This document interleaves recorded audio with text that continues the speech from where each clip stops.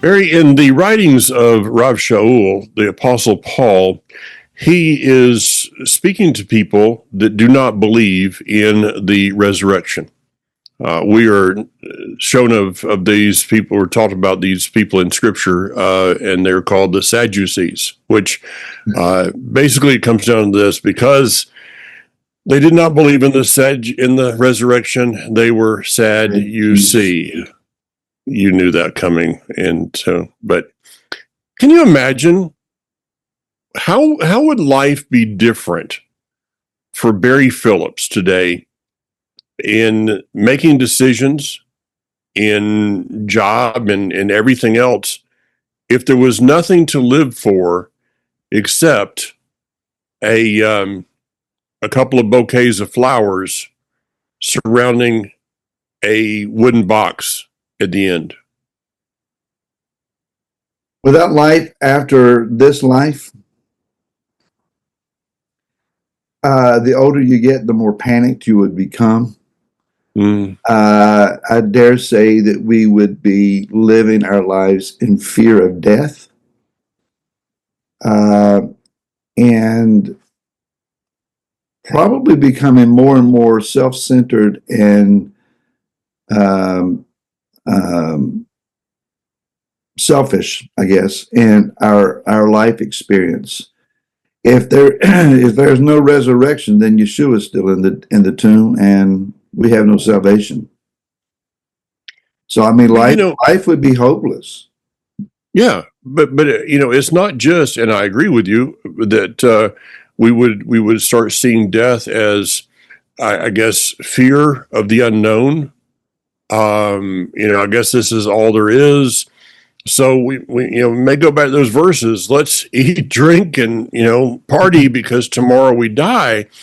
But the resurrection, the belief that I have in the resurrection in an empty tomb. I've been to Israel numerous times. I've been to various tombs in which they say, well, this is the one that he was laid in, and nobody can tell me which one it is. What each tomb has in common is that they are empty. All right. And so, though we have a belief in the resurrection, in a life after this, in something different after this, I'm thinking through to how much of our daily walk is or should be determined by and directed by our faith in something different, something afterwards.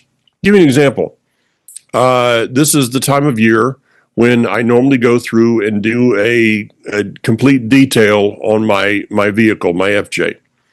And so yesterday I was cleaning the windows. And I've owned an FJ before, and you know how that thing is with the windshield is just almost 90 degrees to the pavement. And you normally got a free windshield about once a year.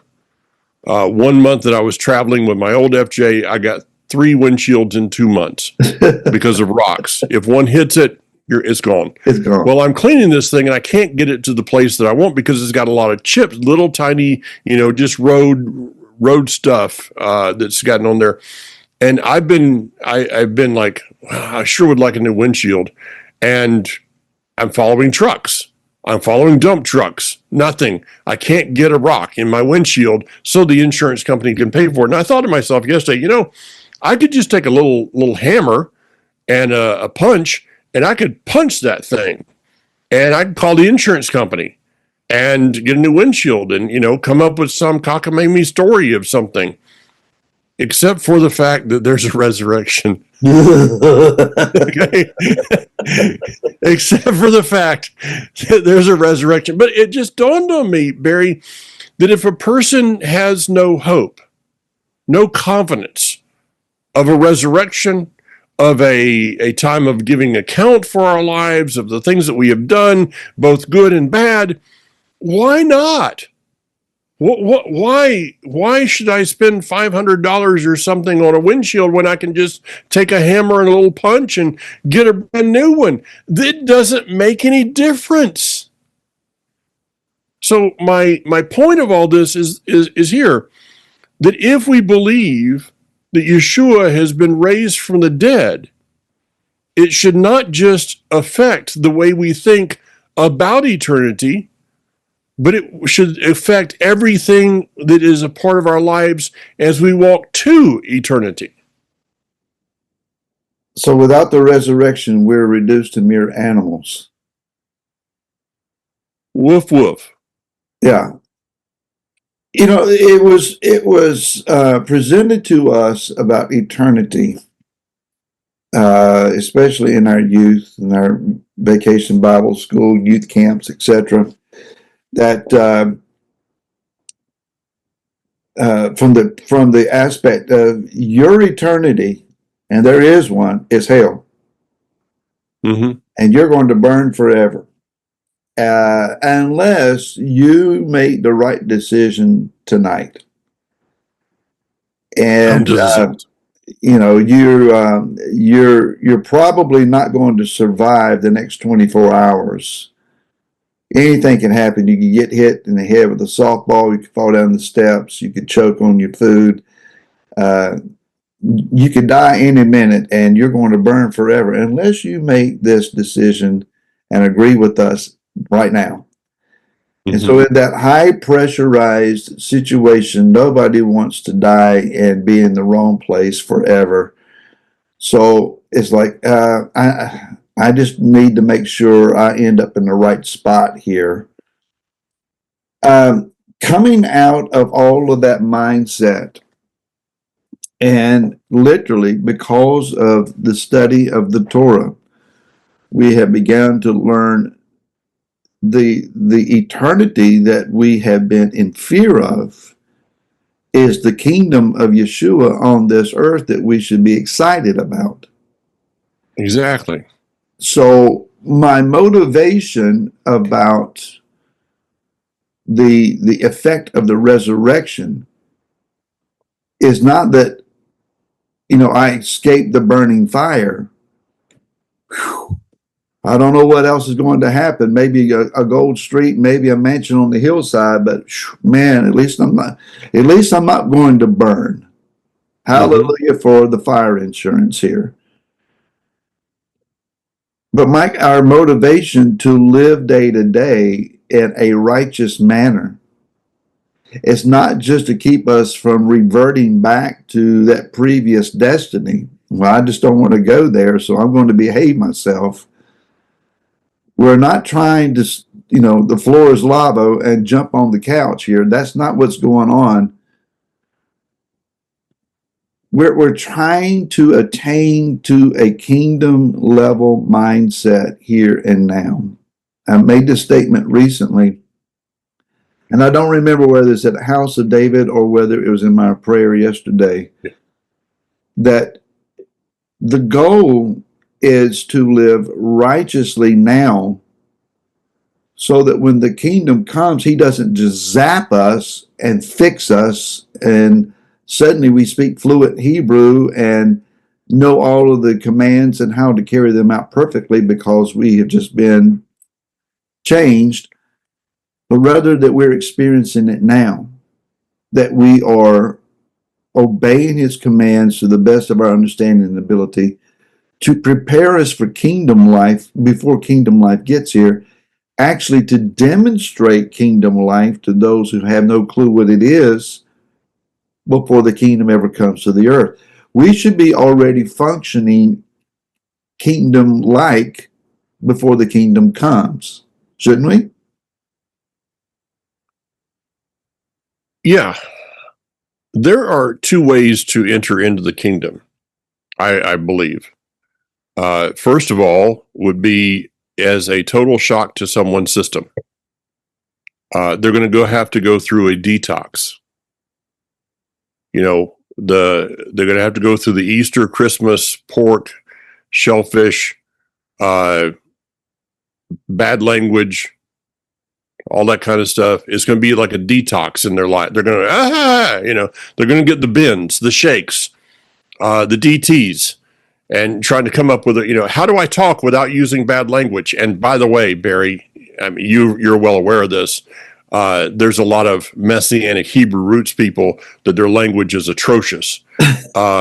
We can talk to somebody about Easter, but if there's all kind. I shouldn't go there, but I did. Okay, out loud. I looked at my I have a relative that years ago it was talking to me about about their salvation. I said, when your mouth gets saved, I'll listen to you. And later on, they came back to me and said, "Now I understand what you meant. That my what I was saying at one side of my mouth and what I was coming out of my mouth the other, it was not lining up." And they said to me, when my heart got right, my mouth changed.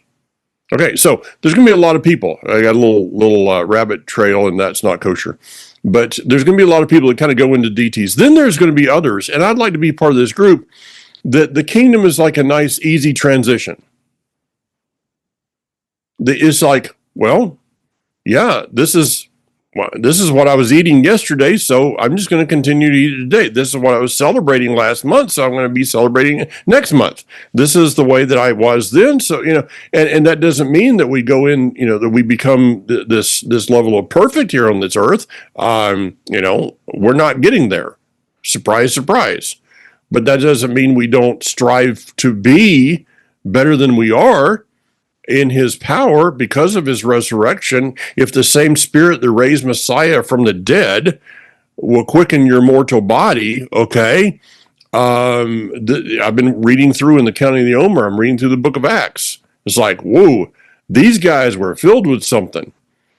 For them, at their death, the transition into the kingdom was not a shock to their system. It was just a natural progression. It was like getting out of, it was like their car broke down at a new car lot. They pulled into the car lot, and right there, it was like, my car just broke down. They got out of the car, went over, got in another car, and drove off. For some people, it's going to be like that. For others, they're going to be like stranded in the middle of nowhere. Have to call, have to ride out on a donkey or something, hike out of the wilderness.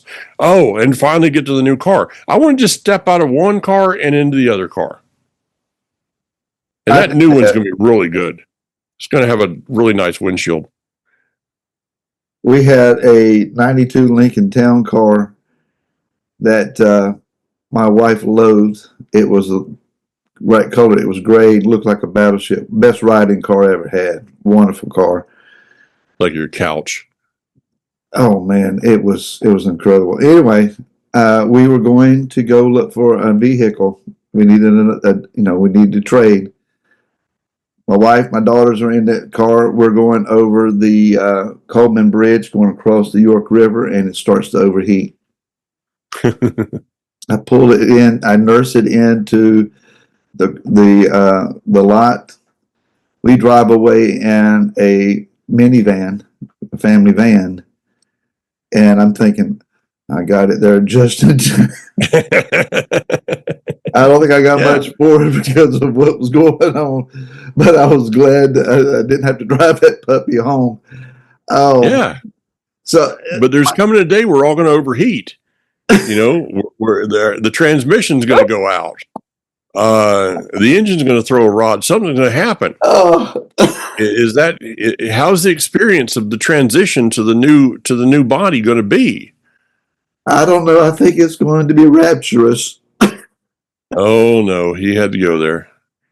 And by the way, for those of you who are still trying to figure out what vehicle, that's a newer car than what you have. Okay, I know that it wasn't originally designed to be a 4-syllable word, but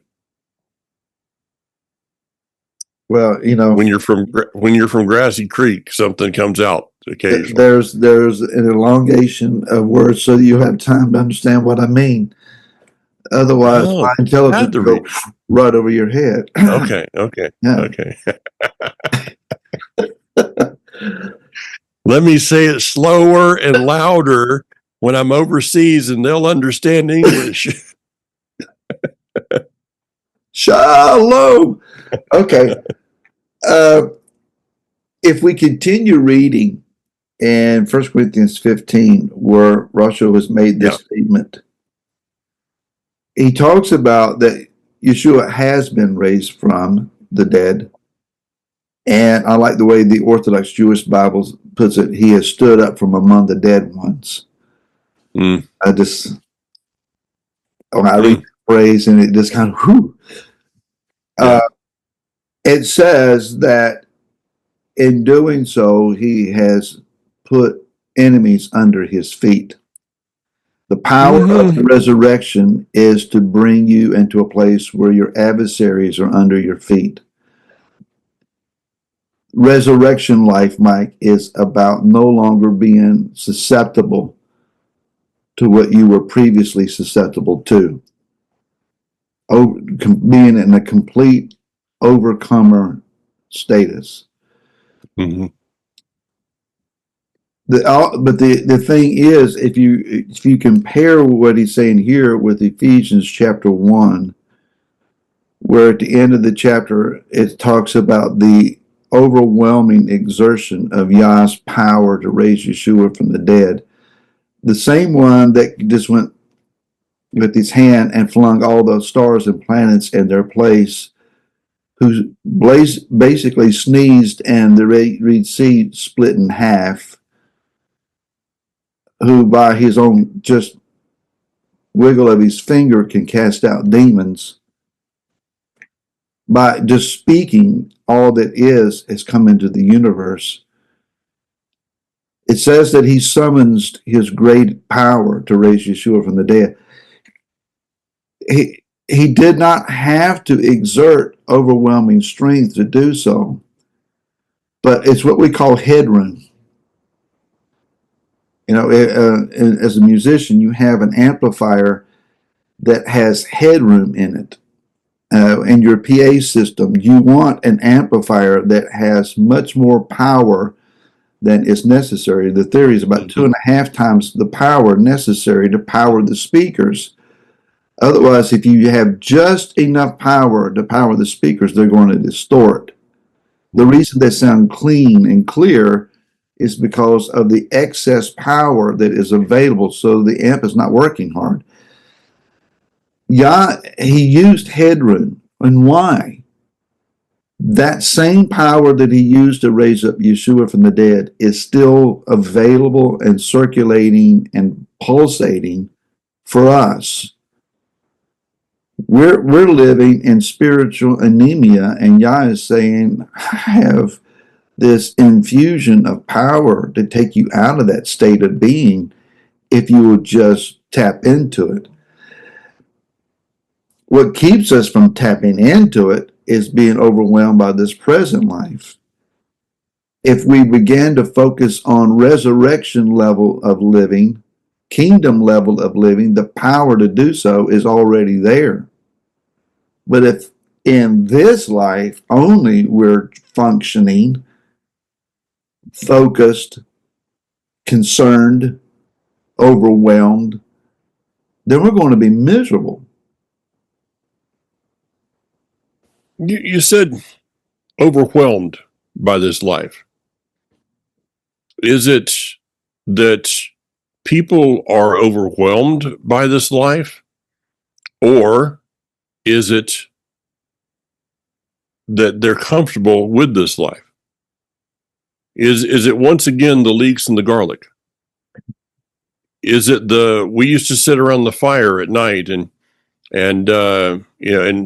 boy, I can just remember how that pork hot dog tasted.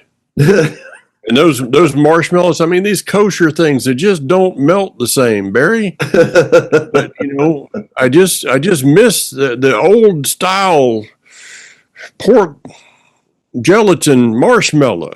No. Is it that it's not being overwhelmed, but there's still this desire for, history repeating itself once again?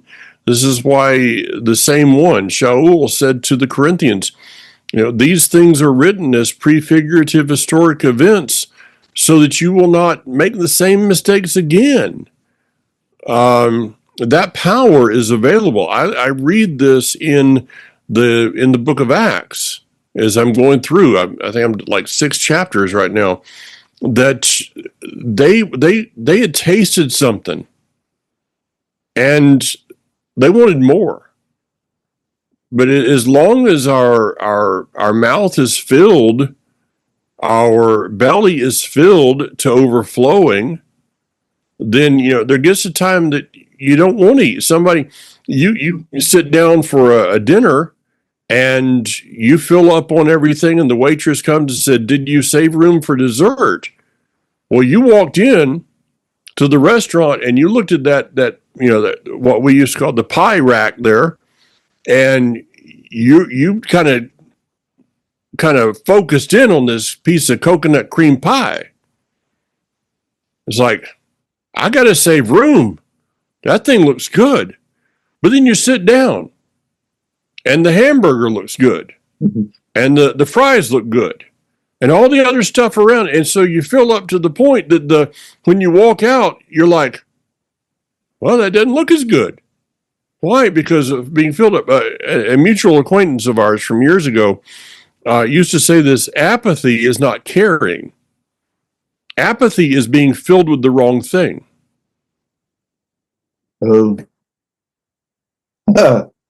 okay. Okay? Apathy is being filled with something to the point that you have no room for something else. That's, I think, is the essence of apathy. We talk about it all the time, amazing as that is. And people don't have a lot of room for Israel news or events or all those things in their life because of being filled with stupid cat tricks, selfies, all of those things. Look at all this stuff that's important. No, those things are not, and I'm not against stupid cat tricks. I once in a while I think they're kind of cool, but the stupid cat trick is not going to be my first course in the meal. If at the end of the meal there's room for a stupid cat trick, let's go with it. Might be fun, but I don't want to fill up on it so that I don't have room for what's important, which is the kingdom, which is his purposes, which is his resurrection power, which is affecting and being influential in other people's lives because of this flowing through us. Well, I think the thing that we fill up on as far as apathy is self. When you're so full of self-focus and self-entertainment and self-desires, you don't really have room for others, and you're not going to have room for Yeshua, not going to have room for his kingdom. Again, I'm just thinking, Mike, by the general state of things, and there are folks that are rightly focused, they're growing, they're maturing, Absolutely, they're engaged, they are praying and hearing prayers answered, seeing prayers answered. They are passionate. They worship with all that they are. They study the word, and I see these folks, and they are a challenge to me. It's like, Barry, you can't ride on yesterday's wave here, son. And at some point, you're going to repeat something long enough that people are going to say, I've already heard that. So where's your fresh? Where is your newly received? Where's the latest revelation you've gained? Where's the most recent word that you've heard? What text has jumped from the page and pierced your heart?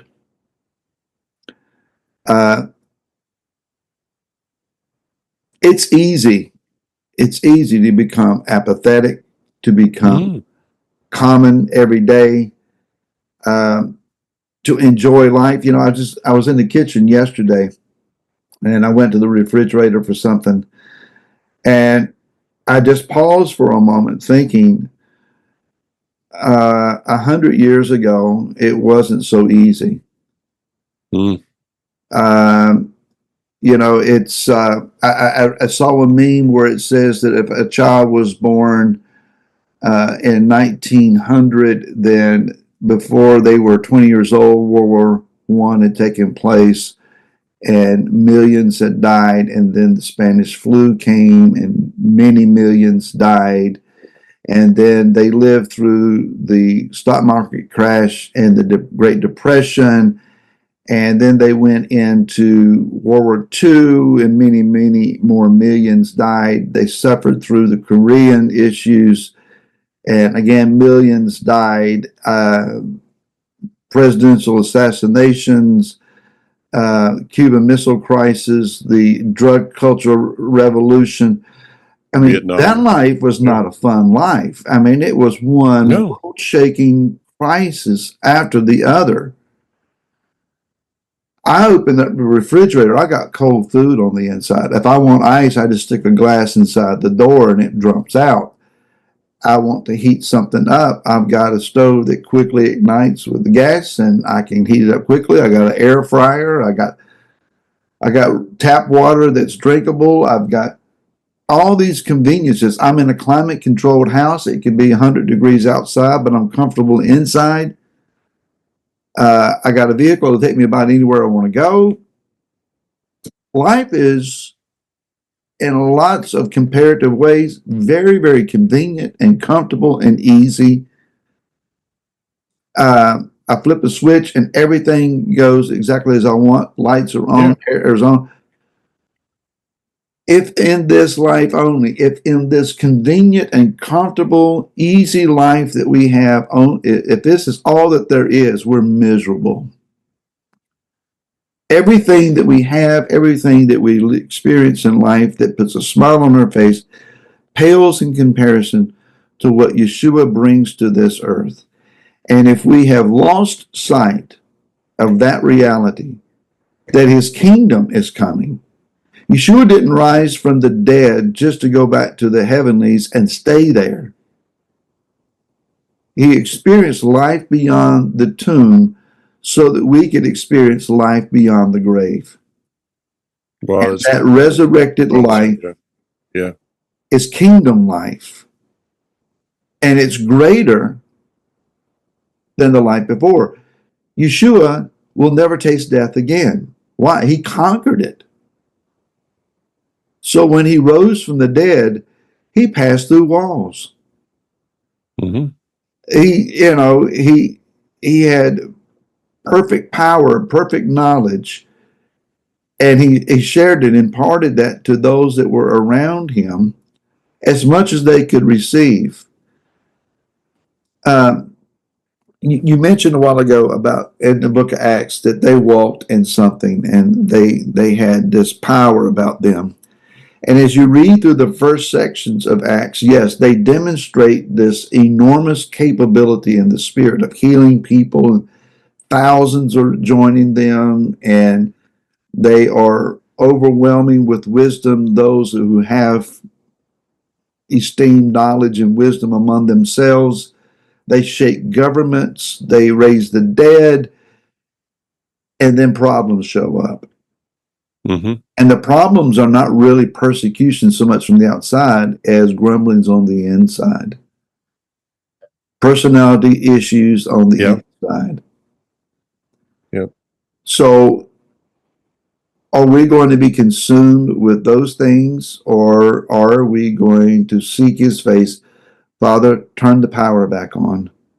Let us shake governments. Let us learn to walk together.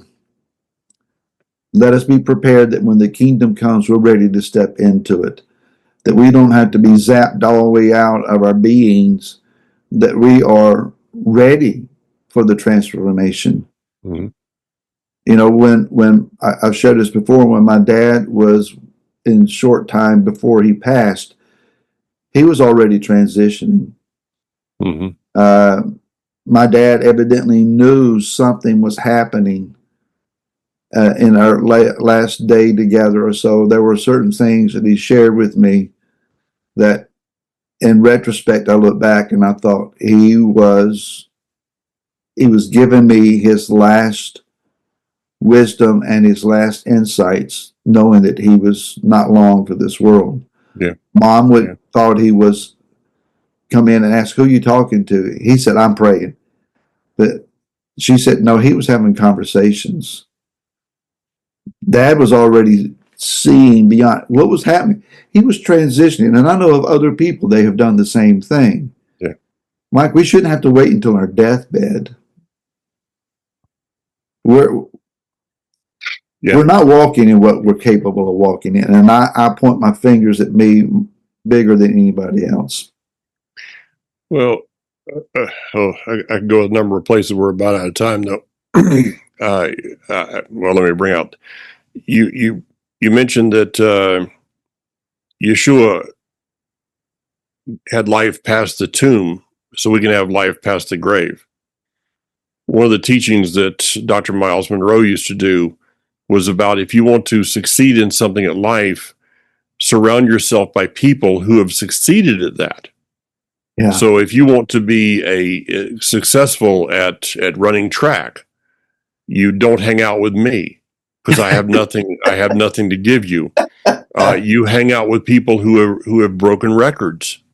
You hang out with people that know how to do this, but you don't hang out with somebody that's a failure at it. So if regarding death, there's only one person that we can hang out with that succeeded at this thing, and that is Messiah himself.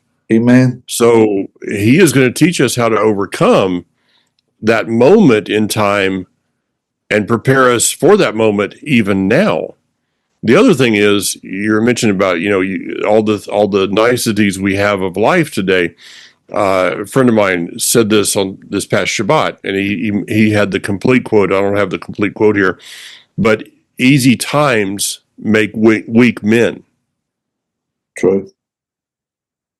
Weak men make hard times. Yes. Okay. Hard times make strong men. I wonder if, I've never thought of this before. I wonder if this is part of the aspect of the tribulation. That prior to the days of the kingdom, we're going to go through some difficult times in order to strengthen us for the walk. And so those that would believe in a pre-trib rapture are saying, I just want the easy way in, as opposed to, and that, well, I'll just, as long as I just have the easy way to get there, then we'll deal with it. Instead of let's deal with the issues on this side, which have been produced through difficult times, which will strengthen our walk as we enter in and make that transition a little less overwhelming, I guess. So are we going to just step up, set up from our reclining sofa onto a carpet floor, walk out the door, and step into the kingdom? Probably there you not. Go. There probably you not. Go. Probably not. Yeah. So as you said that, this is my final thought here. Hang out with those that are successful in what you believe you need to be doing. So, folks, if you want to learn to play golf and cheat by teeing up on the red tees, hang out with Mike. He can show you how it's done. I don't play red tees because I want to. I play them because I'm around a bunch of guys who are weak, that think that's what they should do on the next round. Okay, I'm just obeying and submitting to those around me, and then they complain when I beat them.